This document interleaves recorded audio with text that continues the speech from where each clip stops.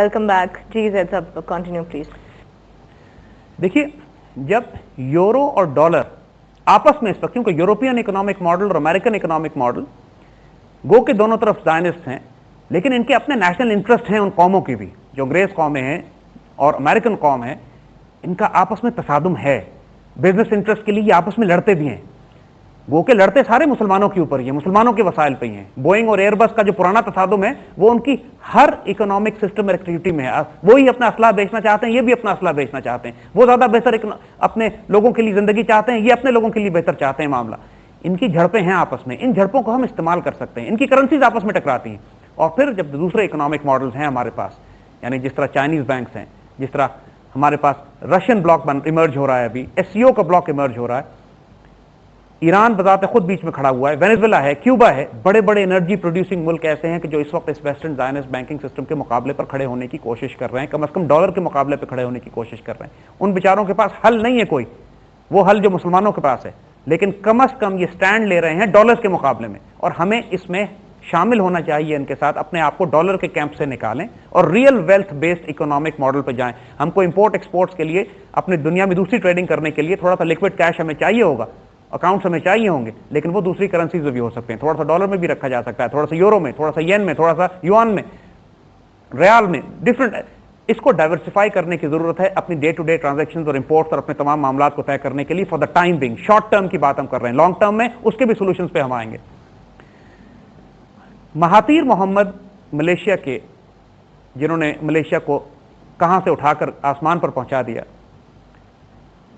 رون پال جو American presidential candidate جو ابھی ہارا ہے، دنیا کی تمام سیریس اکنامک پالیسی میکرز اس بات کو ریئلائز کرتے ہیں آج کے دور میں بھی کہ گولڈ بیسڈ اکنامک ماڈل اور اکنامک ٹرانزیکشنز، اور خاص طور پہ مسلمانوں میں یہ کانسیپٹ اب دوبارہ ریوائیو ہو گیا ہے کہ ہمیں گولڈ ٹریڈنگ کی طرف ہم نے جانا ہے. تو ڈاکٹر مہاتیر نے کانسیپٹ یہ دیا ہے کہ مسلمان ممالک اپنے او آئی سی میں، اکنامک ماڈل میں، اکنامک بلاک میں جو تجارت کریں وہ ڈالر یا یورو بیس کرنے کے بجائے وہ گولڈ بیسڈ کریں، ریئل ویلتھ بیسڈ کریں.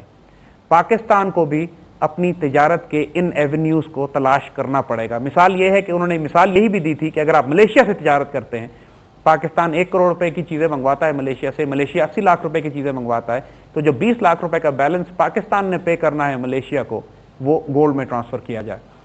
اس طرح گولڈ کی بہت بھاری تعداد جو ہے وہ ٹرانسفر نہیں ہوگی، کیونکہ بائیلیٹرل ٹریڈ ہے، دونوں ملک ایک دوسرے کے ساتھ چیزیں خریداری کر رہے ہیں، اور جو خریداری وہ کریں وہ آپس میں ایڈجسٹ کر لی جائے، اور جو بیلنس ہے پیمنٹ سونے میں ٹرانسفر کیا جائے.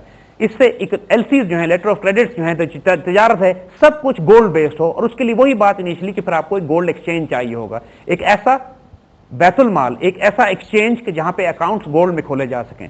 اور اگر کوئی چند ممالک مل کر، ماشاءاللہ مسلمانوں کے پاس اتنی دولت ہے، اگر چونکہ ہم انٹرنیشنل ٹریڈ کی بات کر رہے ہیں، ظاہر ہے کوئی انٹرنیشنل ٹریڈ کوئی ملک اکیلا تو نہیں کرتا، دوسرے ملکوں کے ساتھ مل کے کرتا ہے. پاکستان، سعودی عربیہ، ایران، ان تمام ممالک کے ساتھ جو انتہائی دولت مند ہیں، جن کے پاس تیل کی دولت بھی موجود ہے، اور ان غیر مسلم ممالک کے ساتھ بھی.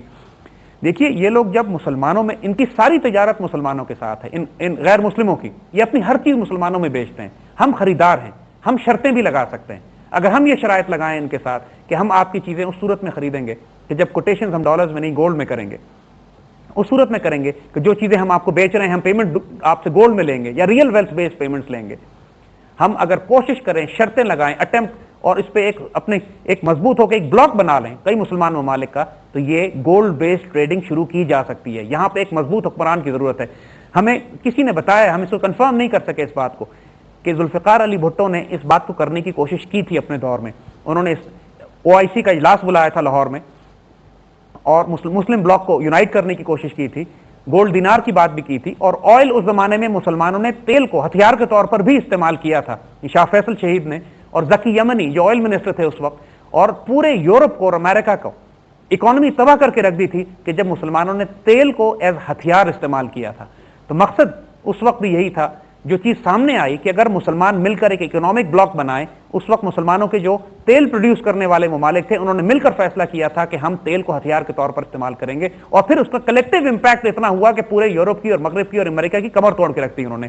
اسی طرح اگر آج چند مسلمان اور پاکستان چند مسلمان ممالک کے ساتھ مل کر، دیکھیے ہمارے پاس ویپنز ہیں، ہمارے پاس نیوکلیر پاور ہے، ہمارے پاس آرم فورسز ہیں، हम भी ये नहीं कि हम सिर्फ भीख मांगने वाले हैं उनके साथ, हम एक कलेक्टिव सिक्योरिटी अरेंजमेंट में उनके साथ जाएं और एक कलेक्टिव इकोनॉमिक ब्लॉक बनाएं, जिस तरह यूरोप में उन्होंने बनाया हुआ है, यानी यूरो करेंसी जिसकी हम बात कर रहे हैं कि ऐसा मुल्क, एक ऐसी करेंसी जिसका कोई मुल्क ही नहीं है, 10-15 मुल्कों ने मिलकर एक करेंसी अपनी बना ली है। इसी तरह मुसलमान ममालिक भी आपस में ट्रेड करने के लिए एक कॉमन करेंसी दीनार और दिरहम के तौर पर लॉन्च कर सकते हैं, जिसमें ट्रेडिंग गोल्ड बेस्ड हो। जब कोई पाबंदी नहीं है, कोई मुश्किल नहीं है इस काम को करने में कि मुल्क के अंदर आप जिस तरह मर्जी अपनी मईशत को चलाइए, लेकिन जब आपस में तिजारत करें तो हम ट्रेडिंग गोल्ड में करें। बिल्कुल उसी तरह जैसे डॉक्टर महातीर ने रेकमेंड किया था कि जो मेन बॉडी है ट्रेड की, जो ज्यादा जो कि माल के बदले माल जो ट्रांसफर है वो आपस में एक दूसरे के साथ एडजस्ट कर लिया जाए, और जो बैलेंस ऑफ पेमेंट है वो गोल्ड ट्रांसफर में हो।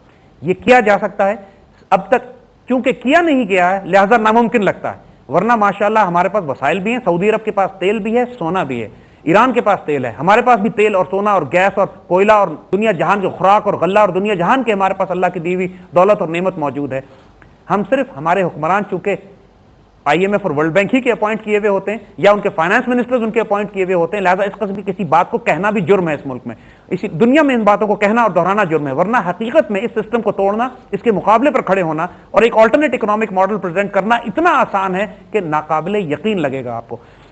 लेकिन it is a doable job, it can be done, it must be done, it will have to be done. यानी हमें कोई चॉइस नहीं है हमारी इसमें कि हम बराह रास्त अब मगरिब के इस इकोनॉमिक मॉडल से अपने आप को निकालने की कोशिश करें और अपना इकोनॉमिक मॉडल बनाएं कि जो कम से कम मुसलमान ममालिक में, देखिए एक मरतबा अगर एक मुसलमान इकोनॉमिक ब्लॉक बन जाता है जो इंसिस्ट करता है कि हम बायलैटरल ट्रेडिंग या बार्टर करेंगे, माल के बदले माल, यानी हम सऊदी अरब से अगर तेल लेते हैं तो हम गंदम उनको देंगे, हमारे यहाँ चावल और गंदम इतनी पैदा होती है, या हम सऊदी अरब से अगर तेल लेते हैं तो हम उनको डिफेंस इक्विपमेंट और मिलिट्री सप्लाईज हम उनको देते हैं। एक मिसाल की बात है, इस तरीके से कई मुसलमान ममालिक के साथ हमारी तिजारत जो है वो माल के बदले माल हो सकती है, जो रियल वेल्थ में होगी, कर्ज नहीं लेना पड़ेगा, सूद नहीं लेना पड़ेगा, पेपर करेंसी बेस्ड नहीं होगा, डॉलर बेस्ड इकोनॉमिक सिस्टम से बाहर आप निकल आएंगे।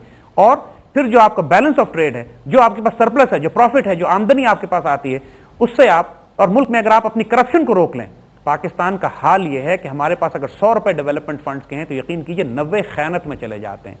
आज इसी मुल्क का हाल यह है कि आप सरकारी अफसरों को देखिए, 20,000 30,000 रुपए तनख्वाह है, लेकिन BMW और मर्सिडीज में फिर रहे हैं। एवरीबडी नोज का पैसा हराम का है, एवरीबडी नोज के इस्लामाबाद में उनके 4-4 घर बने हुए हैं, करोड़ों लाखों रुपए की जायदादें और जागीरें जिसकी बनी हुई है, जिसकी तनख्वाह ही 40,000 रुपए है, जिसकी तनख्वाह 60,000 रुपए है, वो कहां से लेकर आ रहा है? ये खयानत के पैसे हैं सारे।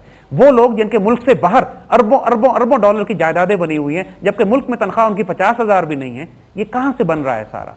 इस मुल्क के सियासतदान, इसके हुक्मरान, इसके ब्यूरोक्रेट्स, इसके फैसला करने वाले, हर वो शख्स जिसको मुसलमानों के माल पर जिम्मेदार ठहराया गया है, वो इस खौफनाक अंदाज में खयानत कर रहा है कि यकीन कीजिए। और फिर ये वावेला इस बात का है कि वसाइल नहीं है। वसाइल अल्लाह के फजल से हैं।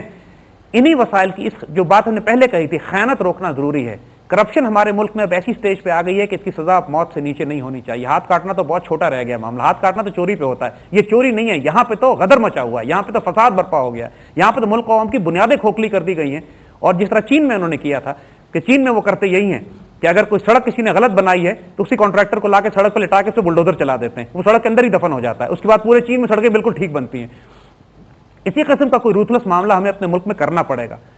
ऊपर से लेकर नीचे तक करप्शन का इस वक्त ये आलम हुआ हुआ है। लेकिन यकीन कीजिए इतनी दौलत और इतने वसाइल इस मुल्क में हैं कि अगर सिर्फ हम कम से कम 50% करप्शन भी इस मुल्क में रोक सके तो तमाम मसाइल जिनके आज आप बात कर रहे हैं कि वसाइल की कमी की वजह से इंशाल्लाह 2 साल के अंदर खत्म किए जा सकते हैं, इंक्लूडिंग हम गोल्ड रिजर्व बना सकते हैं अपना।